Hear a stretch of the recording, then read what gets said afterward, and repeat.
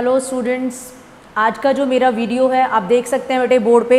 सो मैं आज आपको डिफरेंशिएट कराने वाली हूँ रेजिस्टेंस और रिएक्टेंस के बीच में। ठीक है, हम देखेंगे बेटे ये रेजिस्टेंस क्या चीज़ होती है और ये रिएक्टेंस क्या चीज़ होती है। जैसे काफ़ी बच्चे हैं उनको कन्फ्यूजन रहता है कि रेजिस्टेंस जो है बेटे वो तो आप पहले से ही पढ़ते आ रहे हैं, आर सिंबल से दिखाते हैं, हम रिप्रेजेंट करते हैं। रिएक्टेंस आपने ऑल्टरनेटिंग करंट चैप्टर नंबर 7 में पढ़ा है। ठीक है, और ये दो कैटेगरी में पढ़ा है आपने, एक inductive reactance and capacitive reactance that is represented by the symbol XL and XC।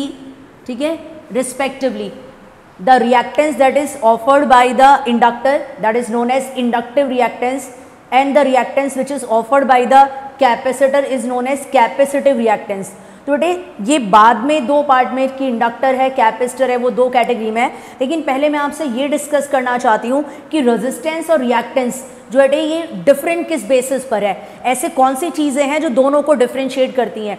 बहुत कम स्टूडेंट्स हैं बेटे जिनको ये टॉपिक क्लियर होगा, बिकॉज रेजिस्टेंस क्या होता है, रिएक्टेंस क्या होता है। ठीक है, हमने डेफिनेशन लर्न कर ली। Obstruction to the flow of current is known as resistance. ऐसे सिमिलरली बेटे जो ऑपोजिशन करता है, इम्पीड करता है करंट को, ठीक है, जो इम्पीड करता है, स्टॉप करने की कोशिश करता है, रिएक्ट करता है, इंडक्टर, तो उसको बोल देते हैं इंडक्टिव रिएक्टेंस एंड कैपेसिटिव। मैं आपको बेसिक से समझाऊंगी चीज़ें कि क्या डिफरेंसेस हैं बेटे। ये भी अपोज करता है करंट को, ये भी अपोज करता है, नो डाउट। ठीक है, इसमें कोई डाउट नहीं है। लेकिन बेटे प्रॉब्लम क्या है कि इसके अंदर बच्चों को ये चीज़ क्लियर नहीं है, फिर इनमें डिफरेंस क्या है, फिर हम इसको अलग अलग क्यों बोल रहे हैं। अगर ये भी अपोज कर रहा है करंट को, ये भी अपोज कर रहा है, तो अलग चीज़ क्यों है, सेम क्यों नहीं है। अब देखना बेटे, अगर रेजिस्टेंस की बात करें, opposition to the flow of current, यानी कि करंट आपका चाहे कांस्टेंट वाला करंट हो, ढंग से देखना बेटे, करंट आपका चाहे कांस्टेंट हो और वेरिएबल हो, करंट आपका चाहे कांस्टेंट है या वेरिएबल है, करंट वैरी कर रहा है, वेरिएबल करंट है। ठीक है, दोनों को केस में हम रेजिस्टेंस बोल सकते हैं। यानी कि रेजिस्टेंस क्या करता है, ऑब्स्ट्रक्ट करता है opposition to the flow of constant current और variable current. Opposition to the flow of constant current और वेरिएबल करंट, करंट के फ्लो को जो ऑब्स्ट्रक्ट करता है, चाहे करंट आपका कांस्टेंट है चाहे बेटे वेरिएबल है। दैट मीन्स शॉर्ट में कह सकते हैं कांस्टेंट है इसका मतलब डायरेक्ट करंट है या फिर ऑल्टरनेटिंग करंट है, वेरिएबल करंट है। दोनों के बारे में बात करें हम, AC के बारे में भी बात करें, DC के बारे में बात करें, तो जो रेजिस्टेंस होता है वो DC करंट के लिए भी काम करता है और AC ऑल्टरनेटिंग करंट के लिए भी काम करता है। लेकिन बेटे रिएक्टेंस ऐसा नहीं है, वो रिएक्ट कब करेगा, जब चेंज होगा। ध्यान रखना बेटे, अगर करंट कांस्टेंट चल रहा है, यानी कि जो भी करंट है वो आपके पास में कांस्टेंट है, ठीक है, देन रिएक्टेंस काम नहीं करेगा। रिएक्ट कब करेगा, ठीक है, जब वो वैरी करेगा। वैरी कब करेगा, जब वो इंक्रीज होगा, डिक्रीज होगा। अगर वो इंक्रीज डिक्रीज करेगा तो रिएक्टेंस का काम आएगा, तब रिएक्टेंस अपना रिएक्शन देगा। ठीक है, सो दैट इज व्हाट रिएक्ट करेगा। कैसे रिएक्ट करेगा, वेरिएशन के अकॉर्डिंग रिएक्ट करेगा। दैट मीन्स जो रिएक्टेंस है वो DC के लिए काम नहीं करता है, डायरेक्ट करंट के लिए काम नहीं करेगा।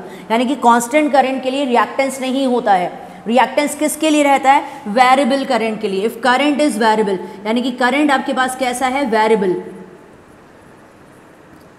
तो ये चीज आपके दिमाग में फिट हो जानी चाहिए बेटे, जहां पे करंट के अंदर चेंजेस आ रहे हैं, वेरी कर रहा है। जैसे AC होता है, कैसा करंट होता है बेटे, ऑल टाइम चेंज होता रहता है। ठीक है, तो उसका मतलब क्या है, कभी मैग्नीट्यूड तो कंटिन्यूअसली चेंज होता है, डायरेक्शन पीरियोडिकली चेंज होती है। तो AC के लिए बेटे करंट जो है कैसा करंट होता है, वेरिएबल होता है, बार बार चेंज होता है, तो रिएक्टेंस काम करेगा। यानी कि रिएक्टेंस आपका DC या कांस्टेंट करंट में काम नहीं करेगा, राइट। और बेटे रेजिस्टेंस आपका दोनों में काम करेगा। Obstruction to the flow of AC और DC दोनों के अंदर रेजिस्टेंस काम करेगा और रिएक्टेंस सिर्फ आपका वेरिएबल करंट के लिए काम करेगा। ये पहला पॉइंट ऑफ डिफरेंस हो गया बेटे। ठीक है, अब दूसरा पॉइंट ऑफ डिफरेंस देखिए बेटे, नंबर 1, नंबर 2। तो आप शॉर्ट में कह सकते हैं कि reactance is the opposition to the flow of variable current.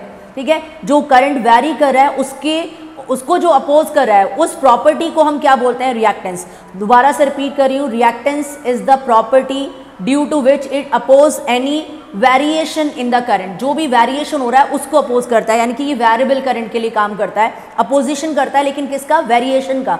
जो चेंज आ रहा है, अगर चेंज आ रहा है तो उसको अपोज करेगा, कांस्टेंट होगा तो रिएक्टेंस काम नहीं करेगा।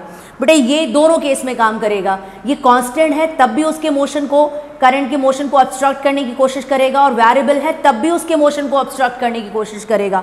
ठीक है, तो पहला पॉइंट ऑफ डिफरेंस हो गया बेटे। अब आता है बेटे, ये तो आ गया कि भाई किस तरीके से ये काम करता है, कि ओरिजिन कैसे हो गया, कैसे आता है ये, तो ये तो दोनों केस में आएगा, कांस्टेंट है तब भी आएगा, वेरिएशन है तब भी आएगा। ये बेटे कांस्टेंट के केस में नहीं आएगा, हाँ करंट के अंदर वेरिएबल करंट है, रिएक्टेंस आएगा। अब दूसरा है बेटे डिपेंडेंस, डिपेंड किस चीज़ पे करता है, ठीक है, तो डिपेंड किस चीज़ पे करता है, आप जानते हैं बेटे रेजिस्टेंस किस किस चीज़ पे डिपेंड करता है। आपने पढ़ा है एक formula, parameters on which resistance depends, ml/a/n/e² into relaxation time.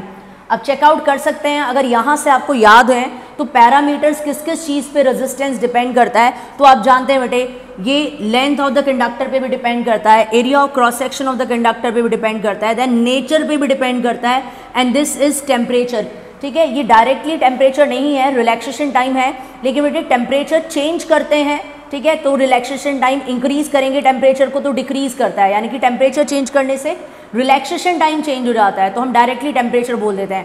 तो बेटे फैक्टर्स अफेक्टिंग रेजिस्टेंस आपके पास में क्या हो गए, सो बहुत सारे पैरामीटर्स हैं जिसके ऊपर रेजिस्टेंस डिपेंड करेगा। तो अगर हम चेकआउट करते हैं बेटे कि रेजिस्टेंस किस किस चीज़ पर डिपेंड करता है, तो हम लिख सकते हैं कि resistance depends on the conductors dimensions, resistivity, temperature. In fact अगर मैं इसको डिटेल में बताऊं बेटे तो उसके डायमेंशंस पे डिपेंड करेगा बेटे, क्या आ जाएगा बेटे, length of the conductor, area of the cross section, then बेटे नेचर ऑफ द मटेरियल पे भी डिपेंड करता है, ठीक है, नेचर ऑफ मटेरियल पे भी डिपेंड करेगा, कैसा मटेरियल है। एक और चीज़ आ जाइए बेटे, टेम्परेचर पे डिपेंड करेगा, ठीक है, तो इन सारे फैक्टर्स पे हमारा रेजिस्टेंस डिपेंड करता है। फॉर्मूला मैंने आपको बताया बेटे, parameters on which resistance depend ml/a/n/e² tau, relaxation time, ठीक है, तो ये है पैरामीटर्स जिससे हम रिफ्लेक्ट करते हैं कि वो किस किस चीज़ पर डिपेंड करता है। इधर आ जाइए बेटे, जो सेकेंड पॉइंट ऑफ डिफरेंस आ रहा है, this is first point of difference, second point of difference क्या है, रिएक्टेंस किस चीज़ पर डिपेंड करता है बेटे, रिकॉल करना जरा, रिएक्टेंस को हमने पढ़ा है वो दो कैटेगरी में है। सो अगर इसको हम पढ़ते हैं रिएक्टेंस, एक आता है बेटे आपके पास में इंडक्टिव रिएक्टेंस जो इंडक्टर के लिए काम करता है, एक होता है कैपेसिटिव रिएक्टेंस, एक है बेटे आपके पास XL, एक है XC, सिंबल से दिखाते हैं, inductive reactance and capacitive reactance, दोनों को ही आप चेकआउट करेंगे बेटे। So that is inductive reactance is equal to 2π μ into L, capacitive reactance क्या होता है बेटे 1/ωc। अगर हम दोनों को ही इंडिविजुअली चेकआउट करें तो बेटे XL इंडक्टिव रिएक्टेंस कितना आता है बेटे 2π μ into L, and capacitive reactance क्या हो जाएगा बेटे, ओमेगा की वैल्यू पुट करेंगे बेटे 2π μ इंटू C। तो आपको क्या समझ में आता है, दोनों फ्रीक्वेंसी डिपेंडेंट है। दैट मीन्स देखो इंडक्टर का जो रिएक्टेंस है, इंडक्टिव रिएक्टेंस, वो फ्रीक्वेंसी के डायरेक्ट है, ठीक है, और कैपेसिटर का जो रिएक्टेंस है, दैट मीन्स कैपेसिटिव रिएक्टेंस, वो फ्रीक्वेंसी के इनवर्स है। तो अगर आपसे डिपेंडेंस पूछा जाता है कि रेजिस्टेंस किस चीज़ पर डिपेंड करता है, तो आप बोलेंगे dimensions of the conductor, for example length of the conductor, area of the cross section, then nature of the material, ठीक है, एंड देन उस पर टेम्परेचर पे भी डिपेंड करेगा। यहाँ क्या बताएंगे कि रिएक्टेंस किस चीज़ पर डिपेंड करता है, तो अगर रिएक्टेंस की बात करें तो आप बोलेंगे फ्रीक्वेंसी डिपेंडेंट है ये, ठीक है, तो it depends on the frequency. Inductor के लिए directly proportional to frequency, frequency increase होगी इंडक्टिव रिएक्टेंस इंक्रीज करेगा। कैपेसिटर के लिए इन्वर्सली प्रोपोर्शनल टू फ्रीक्वेंसी, ये फ्रीक्वेंसी इंक्रीज होगी ये डिक्रीज होगा। दैट मीन्स कंक्लूजन ये आता है फ्रीक्वेंसी डिपेंडेंट है। बेटे सबसे पहले तो बेटे जितना भी मैंने समझाया है वीडियो को पॉज करके स्क्रीनशॉट ले लीजिए, फिर बाकी पॉइंट ऑफ डिफरेंस चेक करते हैं। इट्स वेरी इंपॉर्टेंट, वीडियो को पॉज करके स्क्रीनशॉट ले लीजिए।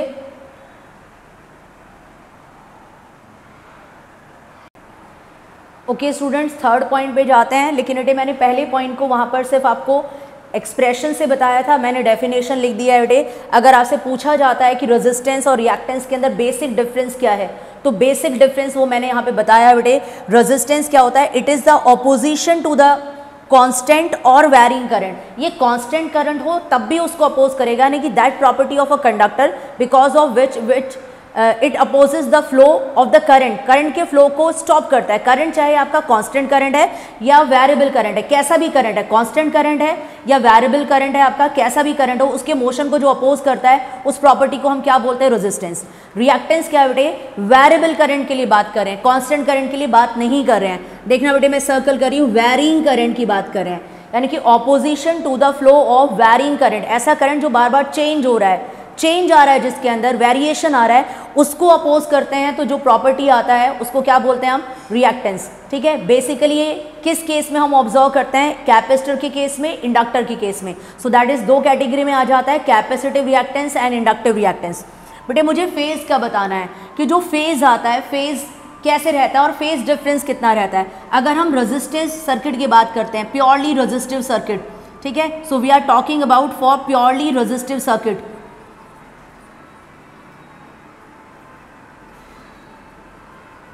सिर्फ रेजिस्टेंस की बात कर रहे हैं। अगर प्योरली रेजिस्टिव सर्किट होता है बेटे तो जो वोल्टेज हम अप्लाई करते हैं, alternating voltage V equals to V naught sine omega t, उसके लिए करंट जो है बेटे वो क्या आता है, I is equals to I naught sine omega t. अगर प्योरली रेजिस्टिव सर्किट है हमारे पास, सिर्फ रेजिस्टेंस है हमारे पास में, तो आप देख सकते हैं दोनों का फेज। कई बार होता है बच्चा सोचता है फेज क्या है बेटे, ये जो साइन के साथ में ये फंक्शन है, देखिए बेटे ओमेगा टी। सो वोल्टेज का जो फेज होता है और करंट का फेज बिल्कुल सेम रहता है। ठीक है, तो इसका मतलब अगर पूछा जाएगा कि फेज डिफरेंस क्या होगा, ठीक है, so I am writing phase difference, phase difference. So बेटे phase difference in case of resistive circuit, यानी कि जहां सिर्फ रेजिस्टेंस काम कर रहा है, करंट और वोल्टेज के बीच में कोई फेज डिफरेंस नहीं होता है। क्या होता है बेटे, जीरो। तो ये भी एक मेन इंपॉर्टेंट फैक्टर है जो आप ध्यान रखेंगे बेटे। अगर रेजिस्टेंस की बात करें तो वोल्टेज और करंट दोनों के बीच में जो फेज डिफरेंस होता है वो क्या रहता है, जीरो रहता है, राइट। वेरिएबल ये एसी के लिए बता दिया बेटे, डीसी में तो चलेगा ये कांस्टेंट, तो मैं किसके लिए बात कर रही हूँ बेटे, फॉर एसी की बात कर रही हूँ, ऑल्टरनेटिंग करंट। बिकॉज बेटे रेजिस्टेंस तो दोनों के लिए है ना, ये एसी के लिए भी है और ये डीसी के लिए भी काम करता है। ये सिर्फ किसके लिए काम करता है, ऑल्टरनेटिंग करंट के लिए। डायरेक्ट कांस्टेंट करंट में काम नहीं करेगा क्योंकि वो वेरिएशन नहीं होगा, और हमने बताया है वैरिंग करंट के लिए काम करता है ये। तो ये सिर्फ एसी के लिए होगा, ये दोनों के लिए है। यहाँ मैंने एसी के लिए बताया बेटे, ठीक है। तो एसी के केस में यहाँ पे फेज डिफरेंस क्या होगा, जीरो। लेकिन बेटे यहाँ क्या होगा, ये तो है ही एसी के लिए, लेकिन बेटे इसमें क्या होता है, अगर हम बात करते हैं दोनों के लिए, एक बार कैपेसिटर को लेकर और एक बार इंडक्टर को लेकर, तो बेटे कैपेसिटर में क्या होता है, करंट लीड करता है, current leads the voltage, and inductor में क्या होता है, voltage leads the current and current lag behind. तो यहाँ पे हम क्या लिख सकते हैं बेटे, एक हम बात करते हैं for capacitor and for inductor. Capacitor में क्या इक्वेशन आती है आपके पास में, I equals to minus I naught cos omega t, current के लिए बेटे, राइट। और हम इसको ऐसे लिख सकते हैं चेंज करने के बाद में बेटे, I is equals to I naught sine omega t plus pi by two, ठीक है। और वोल्टेज क्या रहता है, V equals to V naught sine omega t. तो कैपेसिटर के अंदर क्लियरली दिख रहा है हमें, करंट लीड करता है, कितना लीड करता है, बाई 90 डिग्री। देन वोल्टेज, यहाँ देखो बेटे एंगल क्या है, सिर्फ ओमेगा टी, यहाँ देखना बेटे ओमेगा टी, और यहाँ कितना है, omega t plus pi by to. तो करंट लीड कर रहा है, यानी कि हमें तो देखना है difference, phase difference. Phase difference कितना है, पाई बाई टू का फेज डिफरेंस है, 90 डिग्री का।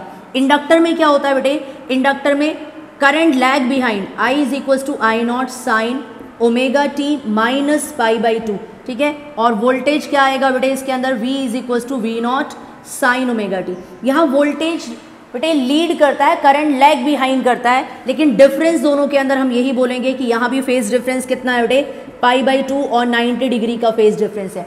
तो ये भी एक इंपॉर्टेंट प्रॉपर्टी आएगी बेटे कि अगर एसी के लिए बात करते हैं तो एसी के लिए बेटे जो इंडक्टर होता है, ठीक है, और कैपेसिटर होता है, उसके अंदर तो फेज डिफरेंस आता है करंट और वोल्टेज के बीच में, दोनों के केसेस में 90 डिग्री का फेज डिफरेंस रहता है। और एसी के केस में रेजिस्टेंस की बात करें तो फेज डिफरेंस नहीं होता है between current end voltage. Current और ईएमएफ की बात करें, alternating current and alternating EMF, right. ये भी एक इंपॉर्टेंट पॉइंट था बेटे, कॉपी कर लीजिए बेटे इसको, वीडियो को पॉज करके। बहुत इंपॉर्टेंट प्रॉपर्टी है जो मैं आपको बता रही हूँ बेटे। नॉर्मली बच्चों को इसके बारे में बहुत कम नॉलेज होती है, जो मैंने वीडियो आपके लिए बनाया है ये, प्लीज़ एक एक पॉइंट को आप कॉपी कर लेना। It's a very important question, और क्वेश्चन की फॉर्म में कर लेना, what are the differences between resistance and reactance. जितने पॉसिबल डिफरेंस है जो हम दे सकते हैं ईजिली, ईजी फॉर्म में, ठीक है।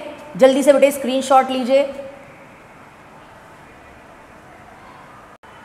ओके स्टूडेंट्स, एक और प्रॉपर्टी हम इसमें कह सकते हैं बेटे, यहाँ पावर कंजप्शन जो है जीरो नहीं आएगा, बिकॉज यहाँ पर करंट और वोल्टेज साथ साथ में चलते हैं। फेज डिफरेंस क्या रहता है बेटे, जीरो रहता है।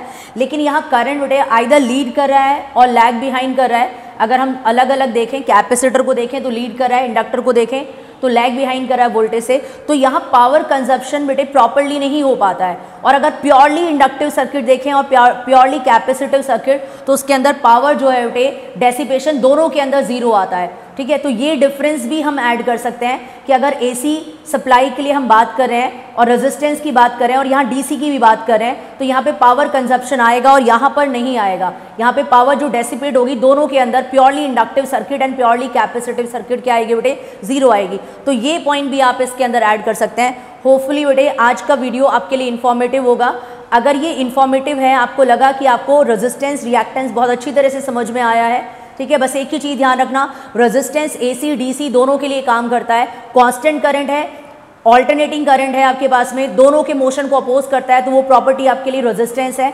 जो सिर्फ वेरिएबल करंट के अंदर जनरेट होता है, ठीक है, और चेंज को अपोज करता है, जो वेरिएशन हो रहा है उसको अपोज करता है, वो रिएक्टेंस है, ठीक है। सो दैट इज एसी के लिए काम करेगा, डीसी के लिए नहीं करेगा। कंक्लूजन बेटे, अगर आपको ये वीडियो समझ में आया है, पसंद आया है, प्लीज़ लाइक करें मेरे वीडियो को and please share my video, ठीक है, एंड सब्सक्राइब द चैनल, ताकि मुझे बेटे थोड़ी और एनर्जी मिले और ऐसे ही मैं आपके लिए वीडियोस बनाती रहूं। तो आप सपोर्ट करेंगे तो मुझे भी अच्छा फील होगा, ठीक है। मैं आपके लिए और नए videos, interesting point, confusing point सब कवर करके बनाऊंगी, ठीक है।